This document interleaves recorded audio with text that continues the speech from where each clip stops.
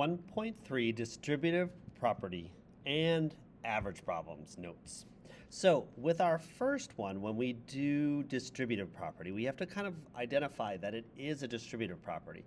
So given this example,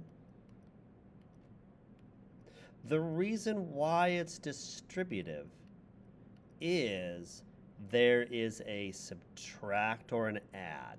So inside of parentheses. So this hidden multiply by 3 parentheses, it's not just that it's parentheses, but it's the inside that parentheses is that subtraction. That's what makes it distributive property.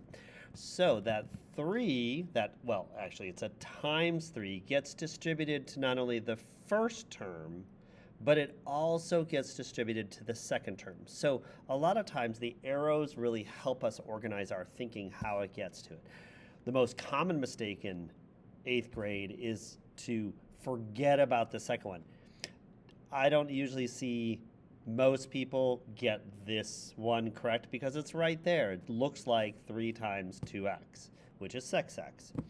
But when it's inside, so you see how that minus 3 is inside that parentheses? So that times 3 is also multiplied by that negative 3. So it's minus 9. Bring down the equals and bring down the 15. So, now it's a 2-step problem. So what we've done is added a third step. So this is our first step. Our second step would be zeroing out the 9. So we want to undo that with plus 9. If we do it to one side of the equation, we have to do it to the other. Bring down the 6x, and notice it's on the left-hand side, so we'll keep it on the left-hand side. Plus 0 is this 6x. Bring down the equals. See how it's following straight down, and 15 plus 9 is 24. And then to undo the multiply by 6, we cancel that out, or it becomes a 1. You see the 1? 6 over 6 is a 1. And if you do that to the other side, if you do it to one side, you have to do it to the other. So x equals 4. And that is how we do the distributive property. So how it gets a little more complicated is there's more stuff. So in example 2, we'll have 2 parentheses 1 minus 5x. Sometimes we find that the x is in the back because it's a minus 5x. Plus 4 equals 8. Now remember, with that distributive property, that times 2 gets distributed not only to the first one, but it also gets distributed to the second one. And I want to think to myself, will it go also to the 4? No, because see how it's not in the parentheses? So the only distributive property is when it gets multiplied into the parentheses. So this plus 4 is not in the parentheses, so it's just going to be brought down on our next line when we distribute. So 2 times 1 is 2. 2 times a negative 5x is a negative 10x. And then we brought everything else down. So now it's tempting to put a minus 2, isn't it? And put a minus 2 here, but remember, they're on the same side. So when it's on the same side, we add like terms.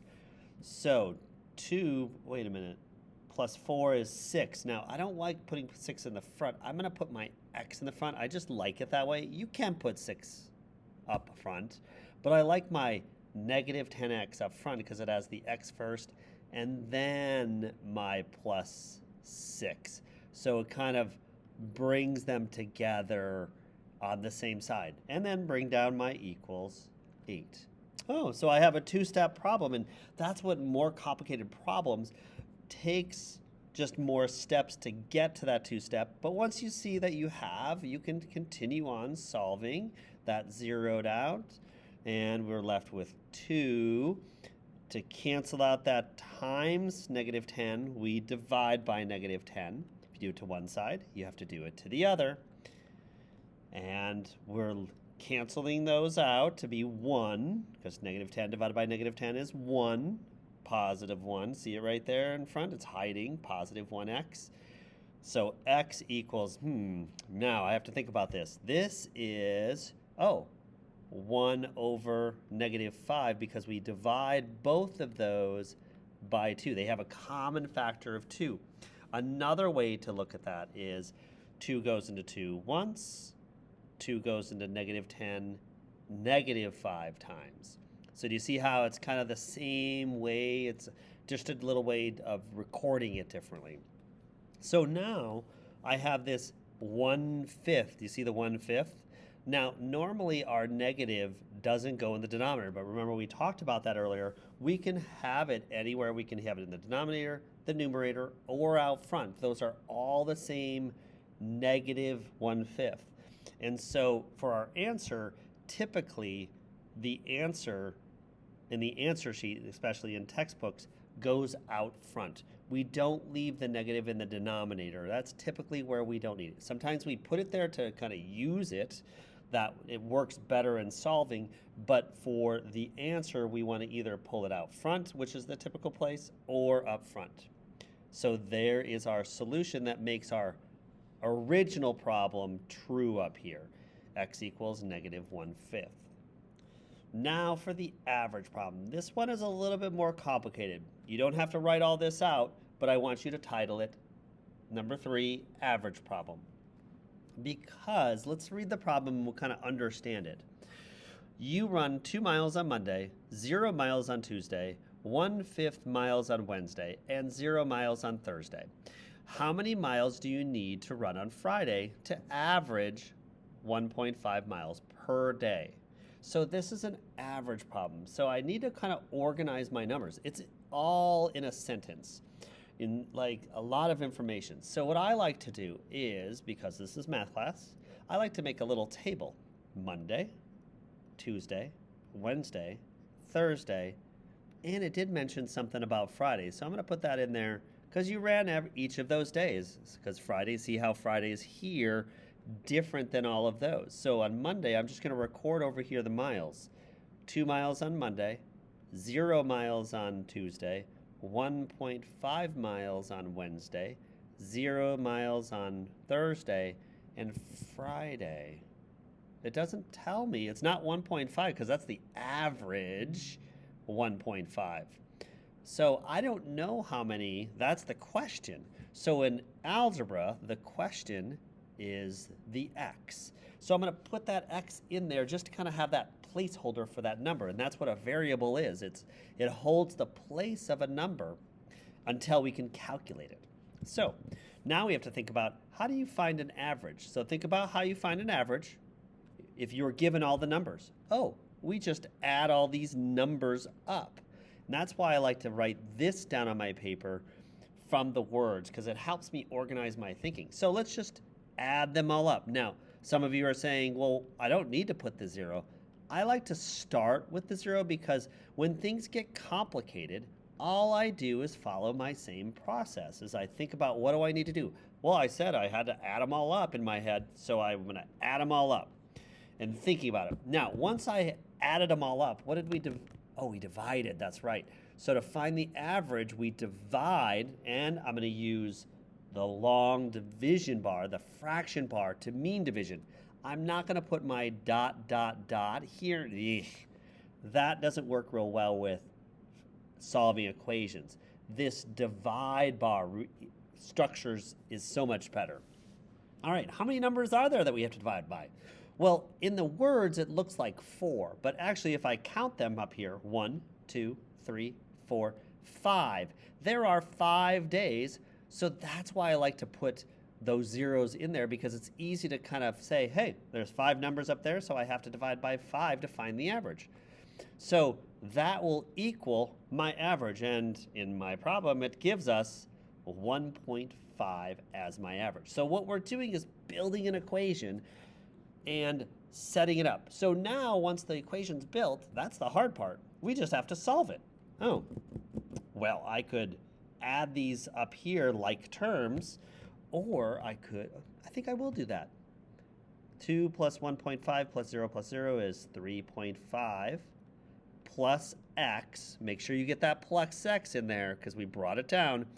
Brought down, oh, I like how it's a smaller fraction bar because we simplified some things. Divide by 5 and bring down that equals 1.5. Now, the question is, can we subtract 3.5?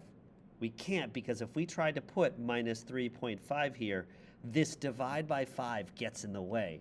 So that kind of tells us we have to undo the divide by 5. And to undo divide by 5, we need to multiply by 5. If we multiply 5 by one side, we have to multiply the other side by 5. So 5 cancels out the 5, divide by 5. So those cancel out to be 1. So we're left with 3.5 plus x equals, okay, now I'm going to use my distributive property here again. 5 times 1 is 5, and 0.5, that's half. Half times 5 is 2.5. So 2.5 plus 5 is 7.5 as an answer. So 5 times 1.5. So I'm kind of doing a modified multiplying, but using that distributive property. It kind of works nicely with decimals. All right, so, now I have just a one-step problem here left. So minus 3.5 to zero this out. If you do it to one side, we have to do it to the other. And the x is left over on the left-hand side. Bring down the equals, and then we take 7.5 minus 3.5 is 4. So on Friday, I would have to run for what? 4 miles. So don't forget about your label. So I'm going to write a little note. Don't forget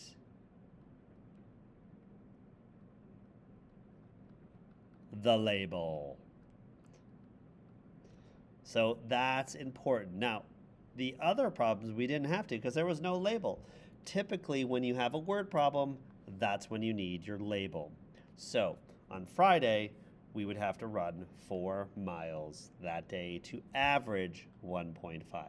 And that is how we use the distributive property in solving equations.